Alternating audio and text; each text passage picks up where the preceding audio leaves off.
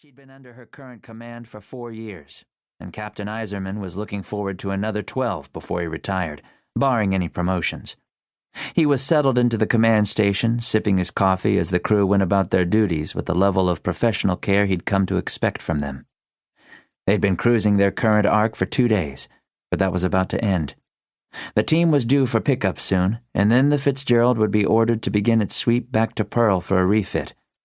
Iserman looked out over the sweeping ocean ahead of them and smiled tightly as he held his mug. He did love his job, even the long hours of mind-numbing boredom that came with it.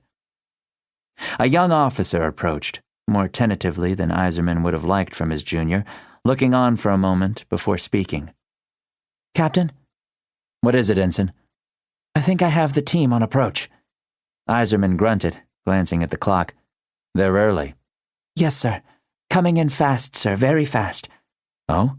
The captain rose up, walking over to lean over the screen. "Any sign of pursuit?" "Negative, sir." "I guess they must have been in a mood to push it then," the captain mused, walking toward the large windows that looked out over the forward deck of the Fitzgerald. "NODs." "Here, sir." The yeoman standing the watch lowered the night observation devices, NODs, from his eyes and dropped the night observation device into the captain's hand. Iserman raised it to his eyes, sweeping the dark seas in the direction the instruments said the team was coming from. For a long moment, he found nothing. And then there they were, a dark spot on a dark ocean, showing up just enough for him to pick them out. He watched for a moment, then his breath hitched, and he dropped the NODs, eyes widening. "Commander!" Iserman called sharply. "Sir?" Commander Yvonne Sanders called, stepping to his side in an instant. "Check me," he ordered, handing her the NODs. 4 o'clock.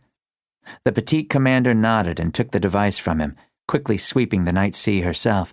She found the target quickly, and the captain saw her freeze as he had, her breath coming out in a whoosh as she dropped the NODs and looked over at him.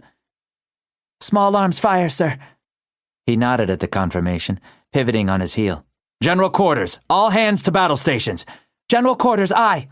Klaxons began to wail as the ship's already dark lights shifted further into the red, and the USS Fitzgerald went to war.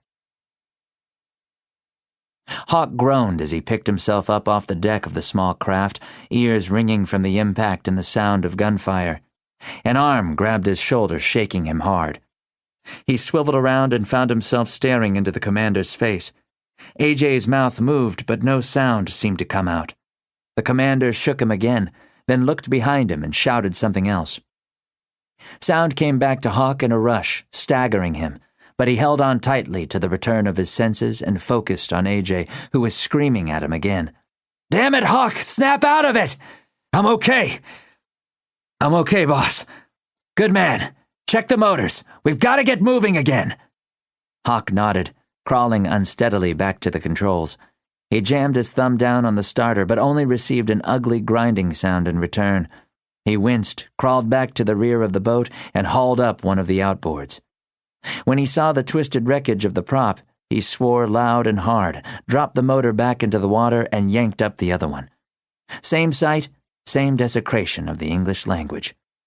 "We are boned, Commander!" he called out, looking over his shoulder. "Both outboards are shot to hell!" AJ swore too, then nodded. "Grab your gear, Hawk, and if you see something moving in this soup, blow it away.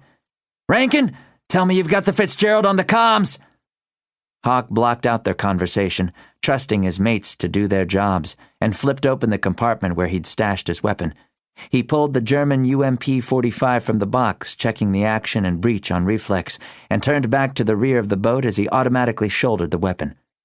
The tactical light lit off as his finger swept across the trigger, illuminating the sea just beyond the boat, and Hawk did something he had never done in his life, especially since joining the SEALs. He froze.